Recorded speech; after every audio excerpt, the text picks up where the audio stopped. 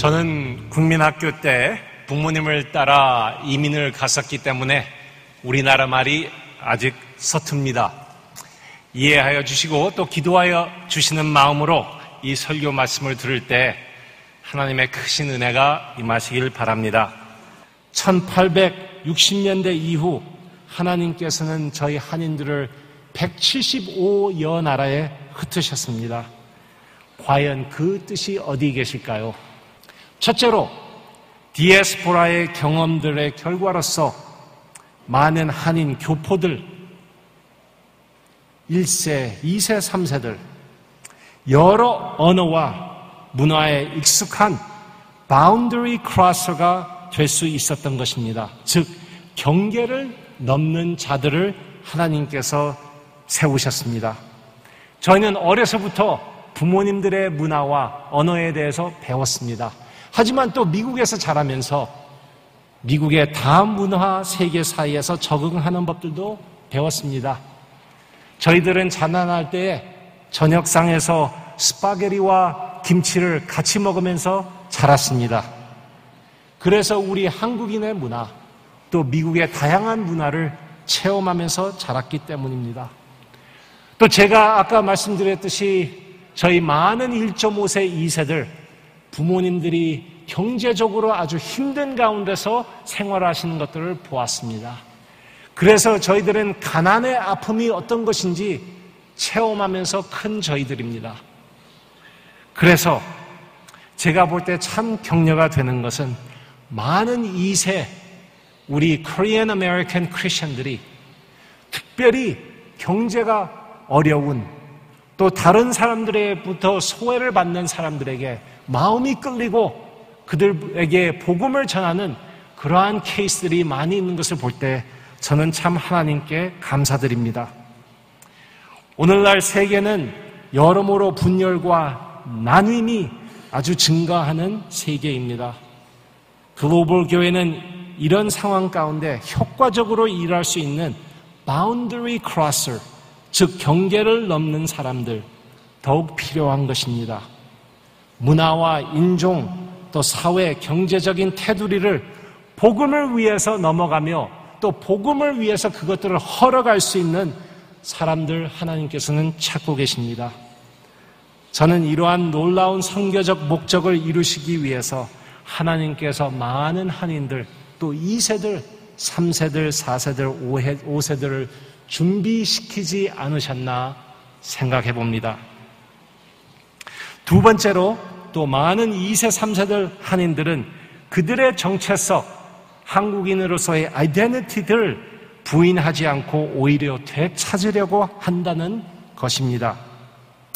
과거에 제가 공부할 때, 미국에서 공부할 때 많은 미국의 역사가들은 이렇게 얘기했습니다. 여러분 19세기 때 유럽의 여러 나라에서 이민들을 미국에 많이 왔지요. 그런데 그 이민 오신 분들은 1세대들이 미국의 전 도시들마다 이민교회들을 세웠습니다. 폴란드에서 오신 분들, 이태리에서 오신 분들, 아일랜드에서 오신 분들, 독일에서 오신 분들 이민교회들을 많이 세웠는데 그 2세, 3세 자녀들이 영어를 하면서 그들이 또 미국 사회에 동화가 되면서 이 많은 이민교회들이 문을 닫게 되었던 것입니다. 그래서 제가 대학교 때 사회학을 공부할 때 저희 교수님들은 저에게 그렇게 얘기했습니다. 지금 한인교회들이 시카고에도 많이 있는데 앞으로 이 세대가 끝나기 전에 그 교회들은 다 문을 닫을 교회들이라고 했습니다. 왜냐하면 19세기에 그 유럽에서 온 이민 역사가 그랬기 때문입니다.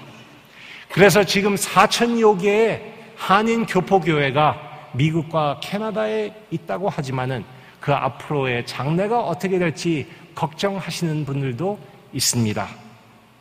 하지만 근래에 와서 예상치 못했던 일들이 벌어지고 있습니다. 그것은 곧 이민교회에서 자랐다가 대학교 때에 아니면 대학교 후에 이민교회를 떠난 그 2세들이 지금 30대, 40대 되어가서 이민교회들로 자꾸 돌아온다고 하는 것입니다. 그 큰 이유 중에 하나는 그 자녀들, 즉 어떻게 보면 3세가 되죠. 이 자녀들이 이제 청소년이 되고 그 청소년이 된 그 자녀들이 자기의 아이덴티티에 대해서, 자기의 정체성에 대해서 물을 때, 거기에 대해서 질문을 할 때 부모님들은 이 자녀들이 이 한인 교포교회 또 영어권 교회에서 돌아오면 참 도움이 될 것이라고 생각을 했기 때문에 많은 2세 가정들이 돌아오고 있습니다. 예를 들어서 저의 가정도 그와 같은 케이스입니다. 저희 장인 장모님께서 1950년대에 유학을 가셨기 때문에 제 와이프는 아주 2세로서 미국에서 나서 자랐습니다. 또 제가 한인 교포교회에서 92년까지 사역을 하다가 1992년도에는 다문화 교회를 개척하기 위해서 한인 교포교회를 떠났었습니다. 그런데 3년 전에 저희 가족이 이민교회 영어권 목회로 다시 돌아오게 됐습니다. 그 큰 이유 중에 하나는 그 당시에 고등학교 1학년이었던 제 딸과 또 제 아들이 이 한국인으로서 3세로서의 그 정체성에 대해서 굉장히 바라는 것이 많았고, 또 그것을 위해서 저희 딸이 한 번은 저에게 와서 말하기를 미국 교회들도 다 좋지만은 한국 교회에 가서 중고등부 생활을 하고 싶다고 말을 하였기 때문입니다. 그래서 지금 3년 동안 저희들은 교포교회에 돌아와서 신앙생활을 하면서 제 아들과 딸이 그 한인으로서의, 한인 기독교인으로서의 정체성을 다시 찾는 것을 봅니다. 그래서 저희 아들은 지금 대학교 3학년인데 자기가 자진해서 미국 대학교에서 그 한국어 클래스를 듣는 것을 또 봅니다. 또 제 딸은 지금 저랑 같이 이 한국에 나와서 지금 이 모임에 참석하고 있는데요. 또 그 교포교회에 참석함으로써 자기가 한국인 3세라고 하는 그 정체성을 자랑스럽게 생각하는 것입니다. 그러면 19세기 미국의 여러 이민교회와는 달리 하나님께서 특별한 이 한인 교포에 대한 사명을 가지고 계시지 않은가, 뜻을 가지고 계시지 않은가, 저는 그렇게 생각합니다. 마지막으로 또 중요한 사실은 많은 2세대와 3세대들, 이 한인들은 그들 부모님 세대에 한국적인 기독교 유산과 믿음을 물려받았기 때문에 하나님께서 특별히 이 2세, 3세들을 쓰시지 않을까 저는 생각합니다. 특별히 한국인 젊은이들, 부모님들의 기도의 유산을 많이 물려받았습니다. 제가 신학교 졸업 후 시카고 대학에서 IVF 간사로 캠퍼스 미니스트리를 한 적이 있었습니다.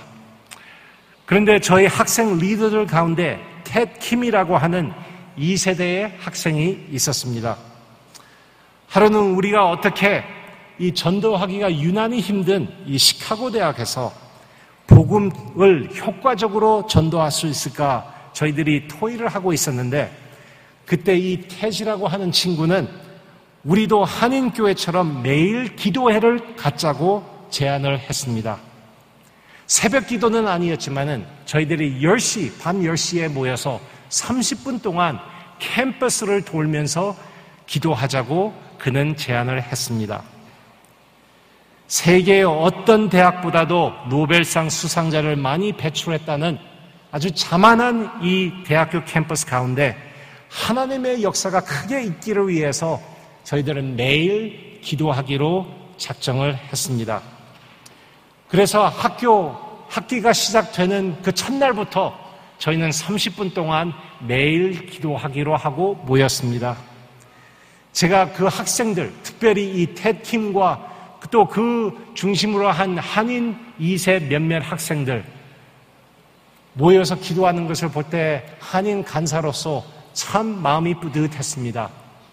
하지만 또 저는 또 걱정도 했습니다. 이렇게 시작은 잘했지만은 여러분 시카고 겨울이 얼마나 추운지 아시죠?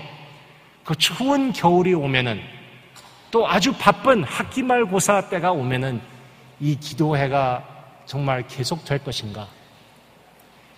그런데 예상치 못한 일이 생겼습니다. 날이 가면 갈수록 기도의 숫자가, 참석하는 사람들 숫자가 주는 것이 아니라 더욱 늘어져 갔기 때문입니다. 저희들이 이러한 기도 모임을 가진다는 소식을 들은 그 학교에 다니는 다른 크리스천 학생들과 교수들까지도 밤 10시에 나오셨습니다. 한인 2세 학생들뿐 아니라 백인 학생들, 흑인 학생들, 또 외국에서 유학 온 학생들, 대학 온 학생들 다 모여서 숫자들이 40, 50, 60명들이 매일 저녁마다 캠퍼스를 돌면서 하나님께서 그 캠퍼스에 복음의 또 성령의 불을 붙여달라고 저희들이 간구를 했습니다. 하나님께서는 저희 기도를 들어주셨습니다. 그 해에 정말 전도가 하기 힘들다고 유명한 그 학교에 부흥이 일어나서 많은 생명들이 하나님께 돌아왔습니다.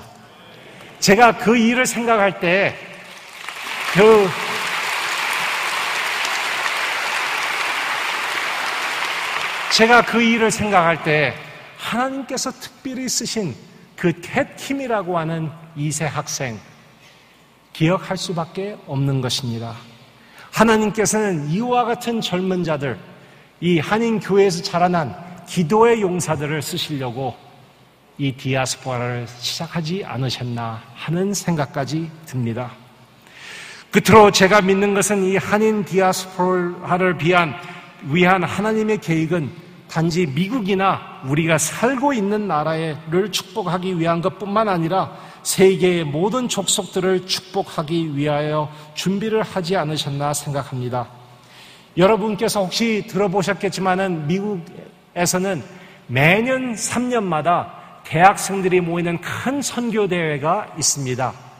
얼바나 미션 컨벤션이라고 하는데요. 대개 겨울방학마다 3년마다 한 번 모이는 이 모임은 2만여 명의 많은 대학생들이 주로 미국과 캐나다에서 모입니다. 제가 그 모임에 처음 갔을 때는 1987년이었습니다. 그때 2만여 명의 그 모인 젊은 대학생들 중에 한인 1.5세, 2세 학생들은 수가 적은 200여 명밖에 안 됐습니다. 그런데 근래에 모였던 2006년에 얼바나 미션 컨벤션에는 2만여 명 중에 3,500명이나 되는 그 참석자가 한인 1.5세, 2세였다는 것입니다.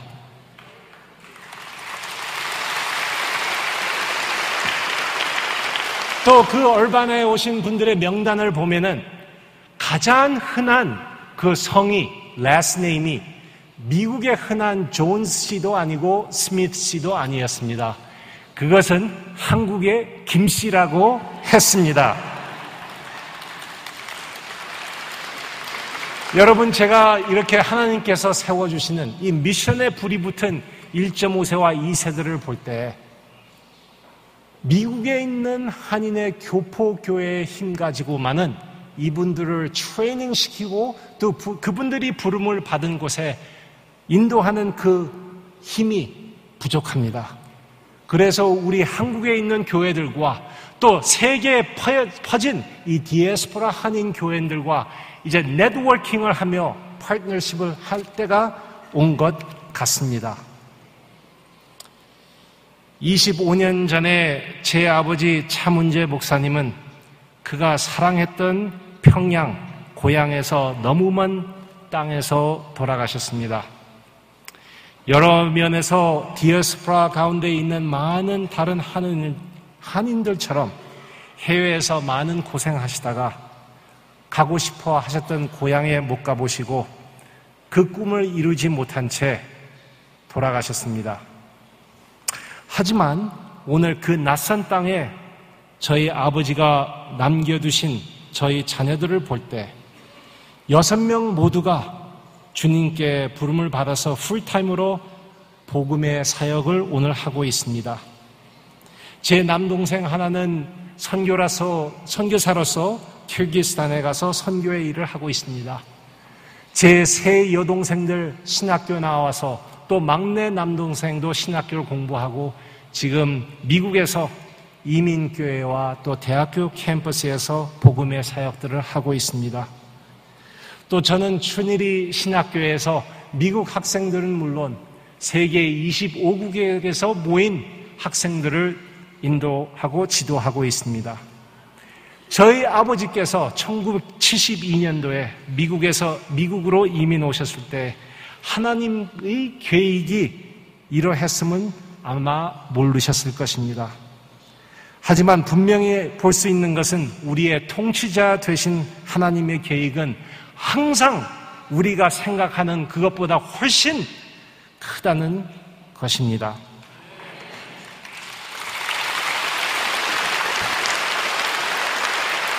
여러분, 아브라함의 하나님, 룻의 하나님이 한인 디아스포라의 하나님이시기 때문에 우리는 우리 디아스포라 이야기들 안에서 소망을 발견하게 됩니다. 또 하나님, 우리 아브라함의 하나님, 룻의 하나님이 우리 한인 디아스포라의 하나님이시기 때문에 우리는 우리 이 힘든 이민 생활 안에서 하나님께서 우리 한 민족에게 주신 크신 복음의 사명을 찾아볼 수 있습니다. 이번 대회를 통해서 세계 각국에서 오신 여러분들과 제가 이 디아스포라라고 하는 역사 안에서 또 그 역사를 통해서 일하시는 살아계신 하나님을 더욱 뚜렷이 보며 또 이 하나님께서 21세기의 한인 디아스포라 교회에 주시는 사명이 무엇인가 하는 것을 뚜렷이 깨달을 수 있는 이 대회가 되기를 바랍니다. 감사합니다.